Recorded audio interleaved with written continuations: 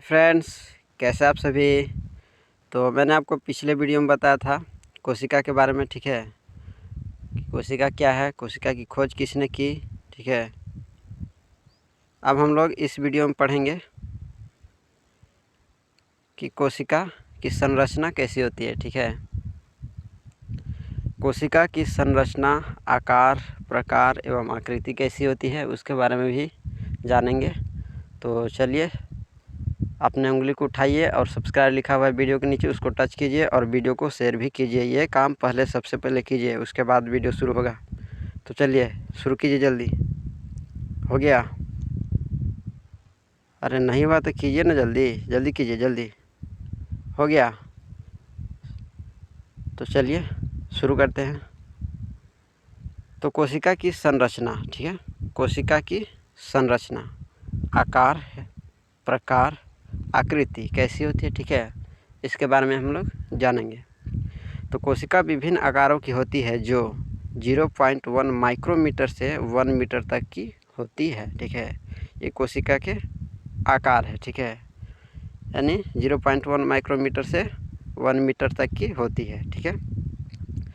अब उसके बाद आ जाइए, उसके बाद माइकोप्लाज्मा नामक जीवाणु कोशिका का सबसे छोटा कोशिका होता है, ठीक है। सबसे छोटा कोशिका होता है, ठीक है, सेल होता है। तो माइकोप्लाज्मा नामक जीवाणु जो है वो कोशिका का सबसे छोटा होता है, ठीक है, जो 0.1 माइक्रोमीटर होता है लगभग, ठीक है। उसके बाद है, जबकि बड़ी कोशिका शुतुरमुर्ग का अंडा होता है, ठीक है। कौन होता है? शुतुरमुर्ग का अंडा होता है, जिसकी लंबाई 17 सेंटीमीटर तथा चौड़ाई 13 सेंटीमीटर तक होती है, ठीक है। चौड़ाई कितनी होती है? 13 सेंटीमीटर और लंबाई 17 सेंटीमीटर, ठीक है। और मानव शरीर की सबसे लंबी कोशिका है तंत्रिका कोशिका, ठीक है। क्या है? कोशिका तंत्रिका, ठीक है, जो 1 मीटर से भी लंबी हो सकती है, ठीक है। मानव शरीर की लंबी कोशिका तंत्र कोशिका होती है, ठीक है, जो 1 मीटर से भी लंबी हो सकती है।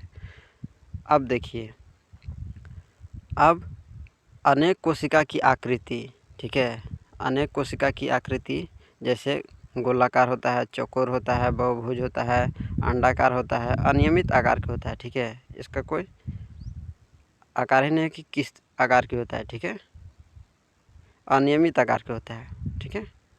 अब कोशिका की संख्या अब कितनी है, ठीक है, कोशिका की संख्या के बारे में अब हम लोग थोड़ा सा जानेंगे।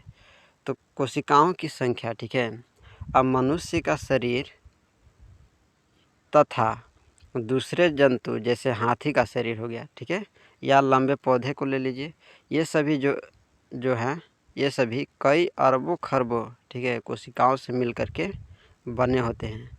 ये कोशिकाएं विभिन्न प्रकार, आकार एवं आकृति की होती है, ठीक है, परंतु इन कोशिकाओं का आकार उनके शरीर के आकार पर निर्भर नहीं करता है, ठीक है। तो हम लोग का जो शरीर का निर्माण हुआ है, ठीक है, बॉडी का निर्माण हुआ है, वो अरबों खरबों कोशिका मिल कर के बना है, ठीक है, कोशिका से मिल कर के बना है।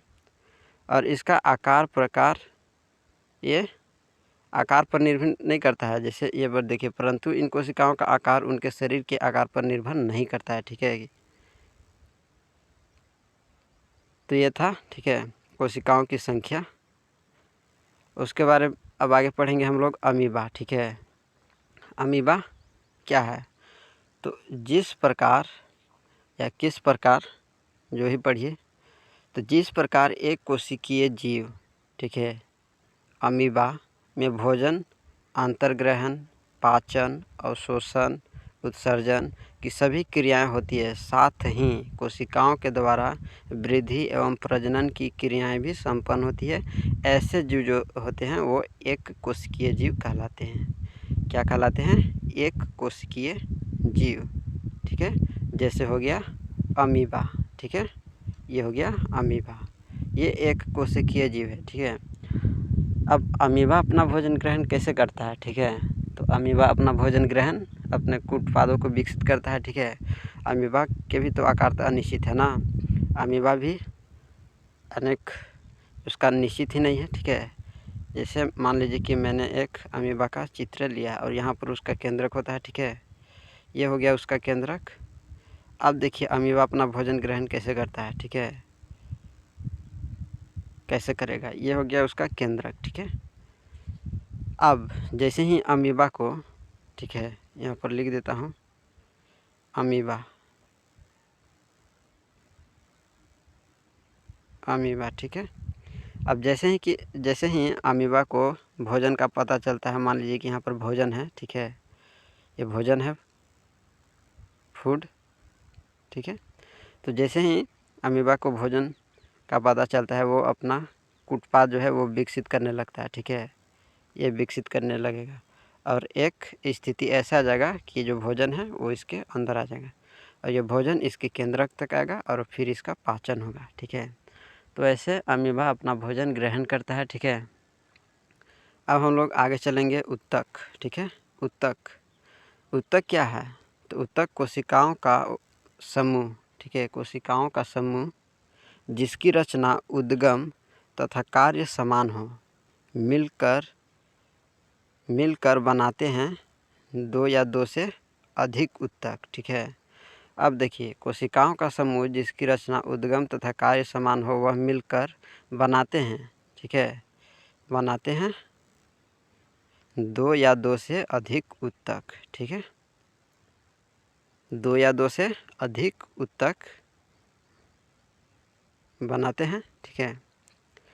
अब उत्तक सम्मिलित होकर अंग का निर्माण करते हैं, ठीक है। उत्तक जब सम्मिलित होंगे तो अंग का निर्माण होगा और फिर अंग से अंग तंत्र का निर्माण होगा, ठीक है। और अंग तंत्र से फिर क्या, अंग तंत्र से फिर शरीर का निर्माण होगा, ठीक है। तो ये जो था, ठीक है, कि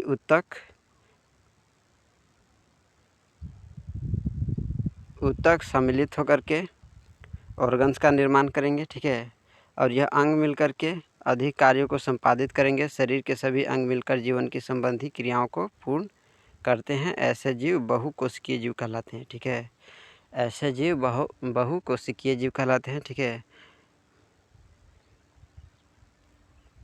तो हम लोग आगे चलते हैं, ठीक है। अब देखिए, अब ये जो कोशिका है, कोशिका से मिलकर के उत्तक बनता है, ठीक है।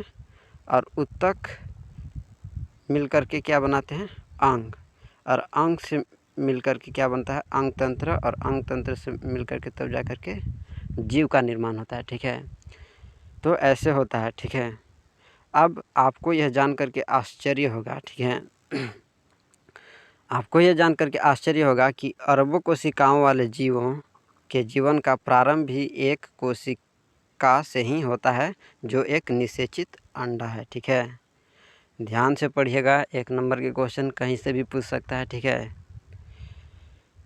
तो जो एक निषेचित अंडा है, अब देखिए निषेचन अंडा गुणन करता है तथा वृद्धि एवं परिवर्धन के साथ कोशिकाओं की संख्या बढ़ती जाती है, ठीक है, बढ़ती जाती है। जैसे हो गया मुर्गी का अंडा है, ठीक है, बढ़ती जाती है। मुर्गी का अंडा एक कोशिकीय है, ठीक है, एकल कोशिका है, ठीक है, तथा आकार में बड़ा होने के कारण इसे नग्न आँखों से भी देखा जा सकता है, ठीक है। अब देखिए कोशिका को हम लोग नहीं देख सकते क्योंकि वो बहुत छोटा छोटा है, ठीक है, बहुत छोटा छोटा होता है, जिसे हम लोग आँखों से नहीं देख सकते, सूक्ष्मदर्शी की सहायता से देख सकते हैं ना। तो उसी तरह जो एकल कोशिका है, वो आकार में बड़ा होने के कारण इसे नग्न आँखों से भी देख सकते हैं, ठीक है, नग्न आँखों से भी देख सकते हैं इसको, ठीक है। अब कोशिका के घटक, ठीक है, कोशिका के घटक क्या है, ठीक है, कितने होते हैं। तो कोशिका के घटक, अब कोशिका की आंतरिक संरचना का व्यापक अध्ययन 19वीं शताब्दी में इलेक्ट्रॉन सूक्ष्मदर्शी के आविष्कार के बाद और विस्तार से किया जा सकता है। कोशिका की आंतरिक संरचना में भिन्नताएं पाई जाती है, परंतु सभी कोशिकाओं के 3 मुख्य घटक हैं। ठीक है, अब सुनिए। ठीक है, अब कोशिका की आंतरिक संरचना का व्यापक अध्ययन 19वीं शताब्दी में इलेक्ट्रॉन सूक्ष्मदर्शी के आविष्कार के बाद उसको और विस्तार से जाना गया, आसान हो गया, और विस्तार से जानना आसान हो गया जब इलेक्ट्रॉन सूक्ष्मदर्शी का आविष्कार हुआ तब। ठीक है, जब ये आविष्कार हो गया तो कोशिका के आंतरिक संरचना के बारे में और भी गहराई से विस्तार से जाना गया। ठीक है, अब देखिए, आंतरिक संरचना में भिन्नताएं पाई गई, परंतु सभी कोशिकाओं के 3 मुख्य घटक हैं। ठीक है, कितने मुख्य घटक है? 3। क्वेश्चन में पूछेगा कि कोशिकाओं के कितने घटक हैं। ठीक है, तो 3 घटक है मुख्य घटक। वो कौन कौन है? तो वो है कोशिका झिल्ली, कोशिका द्रव्य, केंद्रक। ठीक है, अब हम लोग बारी बारी से कर करके सबको जानेंगे। ठीक है, कि क्या है। तो सबसे पहले जानते हैं कोशिका झिल्ली। ठीक है, कोशिका झिल्ली क्या है? ठीक है, तो कोशिका का सबसे बाहर का आवरण या घेरा, ठीक है, बाहर का आवरण या घेरा कोशिका झिल्ली कहलाता है। ठीक है, कोशिका झिल्ली एवं केंद्र के बीच के भाग को हम लोग कोशिका द्रव्य कहते हैं। क्या कहते हैं? कोशिका द्रव्य कहते हैं। क्वेश्चन में पूछेगा 1 नंबर के क्वेश्चन में। तो कोशिका झिल्ली और केंद्र के बीच के भाग को हम लोग क्या बोलते हैं? कोशिका द्रव्य। ठीक है, जिसमें कोशिका अंगक होते हैं। ठीक है, तो ये था कहानी। अब हम लोग अगले वीडियो में जानेंगे और विस्तार से जानेंगे कोशिका झिल्ली, और विस्तार से जानेंगे कोशिका द्रव्य के बारे में, जानेंगे केंद्रक के बारे में जानेंगे। ठीक है, तो हम लोग अगले वीडियो में फिर से मिलेंगे। ठीक है, और अगले वीडियो और ही इंटरेस्टिंग होने वाला है, चूँकि जैसे ही वीडियो जब पूरा टॉपिक ख़त्म हो जाएगा उसके बाद मैं क्वेश्चन तैयार करूँगा। ठीक है, फिर हम लोग साथ मिल करके क्वेश्चन को सोल्व भी करेंगे। 1 नंबर का क्वेश्चन, ठीक है, जिसमें ऑप्शन दिया हुआ रहेगा और हम लोग सोल्व करेंगे। उसके लिए 15 सेकेंड का समय मिलेगा। ठीक है, 15 सेकेंड का समय मिलेगा, आपको आंसर बताना होगा। ठीक है, तो धन्यवाद, मिलते हैं अगले वीडियो में। Thank you.